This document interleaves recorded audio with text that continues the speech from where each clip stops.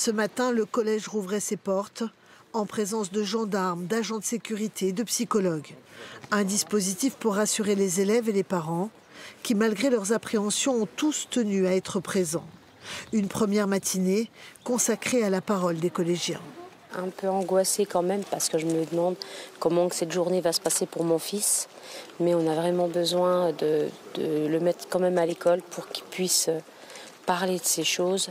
J'ai de la peur, j'ai de l'anxiété, j'ai le stress de retourner dans l'école. Ça fait un petit peu mal parce qu'on n'a plus notre surveillante, on l'aimait beaucoup, puis elle nous manque un petit peu. En plus, on a un petit peu peur que ça recommence. En fin de matinée, derrière les grilles du collège, couvertes de fleurs, à l'abri des regards, les élèves et leurs professeurs ont observé une minute de silence en hommage à Mélanie, leur surveillante. Un drame qui occupait encore tous les esprits ce matin dans la petite ville de Nogent, où les habitants sont partagés entre colère et incompréhension. Je sais pas, j'arrive pas à comprendre.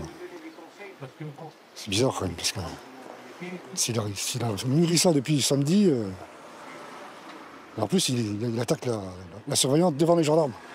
C'est impensable, je trouve qu'il n'y a eu aucun signe à Vancouver qui était détecté et que ça puisse arriver, quoi.